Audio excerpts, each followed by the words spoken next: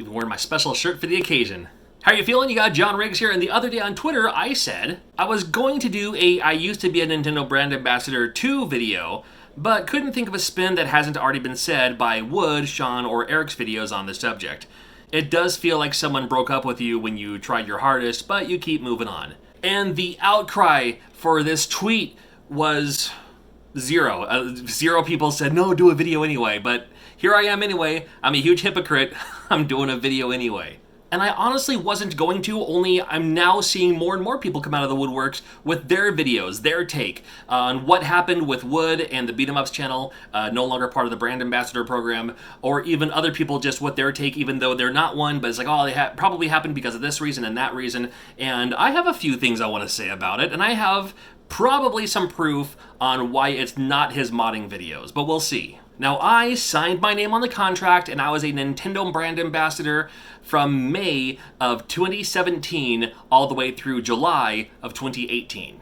Yeah, just over a year. But before all that, I've been working promotionally with Nintendo since 2004. Back in 2004, I was the afternoon DJ on Z103. It was Idaho's #1 hit music channel. It was a top 40 CHR radio station on the east side of Idaho. I lived in Idaho Falls for 5 years. And on that station, I was kind of a promotions guy. So I was the one reaching out to companies to get products to give away on the air. So me in the afternoon, during my afternoon radio shift, I could give away these prizes. And I could give away CDs and DVDs and video games. And it was very successful. I was the #1 spot for afternoons for most of the time when I was there. This might mean nothing to you unless you're in radio, but I had a 35 share. Not bad. So this is back when they worked with Golan Harris. It was kind of like a joint promotions, like PR marketing team.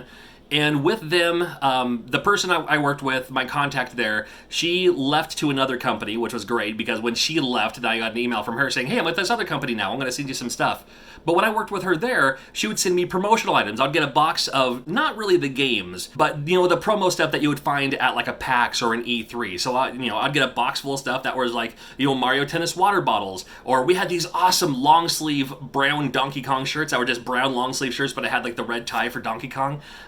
I'd get stuff like that to give away on the air, and I loved it. The only game I ever got from Nintendo during that time was Brain Age for the Nintendo DS, and it was a review copy, because I'd also review games on our website too. It was kind of my start to, talking about video games and stuff like that. The Brain Age game I had even said, evaluation copy on the back of the cart. I wish I still had it. But that was back in 2004, rolling on to 2005, 6. I relocate, go to other radio markets. I still have my contacts. I'm still reaching out to them. I'm still giving away DVDs. I'm still giving away anime. I'm still giving away video games and stuff like that. The stuff that I'm interested in. And Nintendo, I gotta give it to them. They've always been polite, even if I don't get anything, and more often than not, I didn't get anything. But they never blocked me or banned me from ever asking, right? It wasn't until I got to Screenwave Media that I didn't even hear there was such a thing as a Nintendo brand ambassador. I was just like, I have a contact at Nintendo. Is that the same thing? Because I worked with Nintendo through the radio side, the media side. It turns out for the Nintendo brand ambassador, they have a different separate group of people. It's like if you're going to work with websites or magazines or whatever, that's this. And then if you're a Nintendo brand ambassador, you have these contacts. So I was like, well, I'm interested. I have a YouTube channel. I probably won't qualify, but I'm happy to reach out and ask, because I was just starting. I was still getting there. I was still finding my footing. And let's be honest, my channel at the time, back in 2017, was about, here's how you can hack Nintendo games. Here's how you can put those hacked Nintendo games onto physical cartridges. Probably not something that Nintendo wants to show the world. So I make contact. I reach out about it. And I'm accepted. What? Okay. Maybe they're not looking so much for what I have content for. Maybe they're looking for, how friendly I am. Maybe looking for things like, how appealing is it to younger viewers. Maybe they're more looking for like, oh, here are engagements per subscription count. I pretty much figured out early on, back in 2017, that it didn't really matter how many subscribers you have. It was more about just, like who you were and how you carry yourself and all that. Which is why it confuses me that Wood would no longer be a part of this, because he carries himself very well, both in real life, both in person, if you ever meet him at a convention, and then just his, how he is on his YouTube channel. So my experience as a Nintendo brand ambassador was very cool up front. I do the thing and I get an email back saying, okay, you're in. We're going to send you newsletters. If you want to review anything, if you want to check anything out, you just let us know and we'll see if we can accommodate. And in that over a year that I was a Nintendo Brands Ambassador, they accommodated about 4 times. 3 digital copies now that I think about it, and then 2 physical items. I mean, better than not, right? But still, happy about it. And I think being a Nintendo brand ambassador isn't just about review codes. It isn't just about, covering their products. I think it's about, supporting them or, promoting them as you were in person or just, on social media. I'm sure there are Nintendo brand ambassadors who don't even have a YouTube channel, but they are a brand ambassador because of who they are and, how they carry themselves, probably. I say this because I was also invited to several events as a Nintendo brand ambassador. 3 events specifically that I can remember off the top of my head. One of them was the Mario Odyssey launch party, and get this, they invited me the day before the Mario Odyssey launch party in New York City. And it wasn't an invitation to New York City. They weren't going to fly me out there. It was more of a, hey, if you happen to be in the area, we'd love to have you. And because I was such a fan, going back, it's like if I knew like a week in advance, I could have booked a flight or something. I could have been there. But it was like the day before, so couldn't take advantage of it. I was invited to E3 that year for 2017. Man, the first time I've ever been to E3.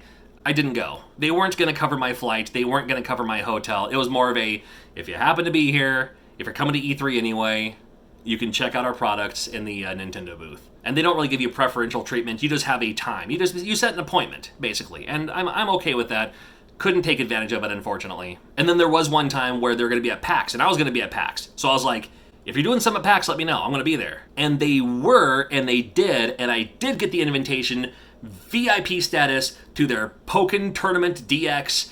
You gotta be there at this hotel at a certain time. And I didn't go because I already had plans with some of my friends and I. Maybe in retrospect, it's kind of like going to the company party where you don't really want to go to the company Christmas party, but you should because you're, seeing people after work and you're making eye contact and he's like, I'm happy to be here. I could have done that. Maybe I should have done that. I don't think it would have mattered at the end of the day. I actually wrote down all the things that I asked for and didn't get, but I also wrote down the things that I asked for and did receive when I was a Nintendo brand ambassador. And I gotta say, it was fun while it lasted. It does give you that little kick in the gut where it's like, what did I do wrong? Especially for someone who was, always kicked last for kickball and stuff like that. I was just like, what could I have done? What could I have changed? What could I have done better? And at the end of the day, you don't have to do anything better. You can still do it yourself. Because I have, at this point, something I'm very proud of, 80,000 subscribers. I just passed the 80,000 subscriber marks and very happy about that and very excited. And I can't thank you enough for joining me along on this journey of whatever I'm doing here online. I've been invited to fly out to several conventions all around the United States, just as a thank you for being there. And, people seem happy to see me and they talk about my kids and they ask me about it. I was in a Nintendo commercial, a sneak peek that played at AMC movie theaters for at least, a few weeks to a month. It was a commercial where my 2 daughters and I played ARMS and Splatoon 2. And I wasn't on that commercial because I was a brand ambassador. Again, I have friends who work at Nintendo. They said, hey, we're doing this commercial. If you could be a part of it, we'd love to have you. And what a wonderful experience that was. And that would have happened whether I was a brand ambassador or not. That happened because my friend who works at Nintendo knew who I was, knew what I'm capable of, and invited me up there, to spend the day at Nintendo. I actually get to walk through the front doors. I get a little tour of the building. Are you kidding me? This is a dream come true for me. I couldn't take any pictures about it, but, I got all the memories right up here. Think about it every day. And it's funny to think, too, even though I was a brand ambassador and I was in a commercial playing Splatoon 2, and I never got a copy of Splatoon 2. In fact, today, I still don't have a copy of Splatoon 2.